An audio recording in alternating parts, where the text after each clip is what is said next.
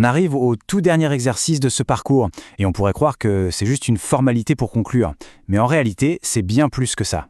C'est précisément le moment où un accomplissement se transforme en un puissant moteur de croissance. Voyons comment.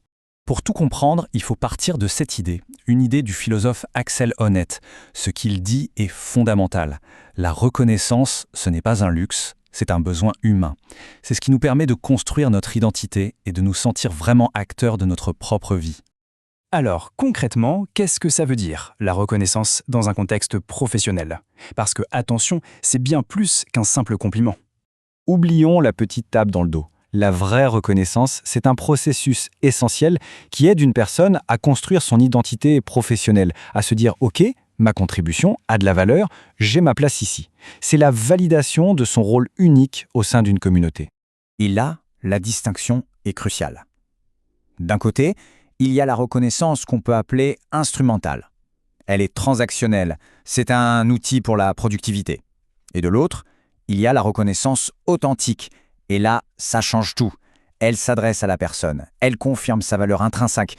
Et c'est là que la magie opère vraiment. Passons maintenant à la pratique. Comment est-ce que ce concept un peu philosophique se matérialise en un atout bien tangible pour une start-up? Eh bien, la réponse, c'est le certificat. Ce schéma illustre parfaitement la psychologie qui est en jeu ici. En offrant un certificat, on symbolise cette reconnaissance authentique. Et ça aide les gens à passer d'une motivation contrôlée, c'est-à-dire qui dépend de facteurs externes, à une motivation autonome, qui vient de l'intérieur et qui est de loin la plus puissante. Un certificat numérique, aujourd'hui, ce n'est pas juste un PDF. C'est une preuve de compétence qu'on peut partager en un clic sur LinkedIn. C'est un symbole vérifiable qui ouvre les portes d'une communauté et qui transforme une réussite personnelle en un puissant atout social.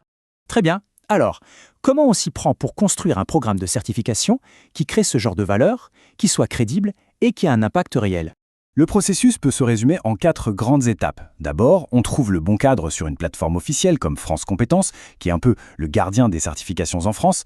Ensuite, on adapte son programme au mot près pour qu'il colle parfaitement. Troisième étape, on prépare son dossier pour obtenir l'habilitation. Et enfin, une fois que c'est approuvé, on communique clairement dessus, par exemple pour le rendre visible sur des plateformes comme EDOF où les salariés gèrent leur budget formation. Chaque étape est clé pour un programme solide. Et s'il y a une règle d'or à retenir, c'est celle-ci. L'alignement doit être absolu. La crédibilité de votre certification repose entièrement sur le respect rigoureux du référentiel officiel. Il n'y a aucune place pour l'approximation. Chaque compétence doit être parfaitement couverte. Et quand tout ça est bien fait, l'impact va bien au-delà de la simple validation d'une formation. On entre dans un véritable cercle vertueux de croissance. Ce chiffre, plus de 130 000.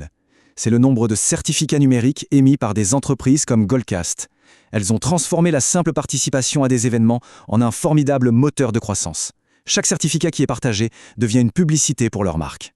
Le résultat, c'est une boucle de croissance super puissante avec des bénéfices très concrets. La visibilité de la marque explose, l'engagement devient plus profond et on favorise une culture de l'apprentissage, tout ça en optimisant ses ressources. C'est gagnant-gagnant. Et la demande du marché, elle, est sans équivoque. Un baromètre récent a montré que près de 80% des salariés privilégient une formation certifiante pour leur carrière. C'est un signal très clair que la valeur perçue est immense.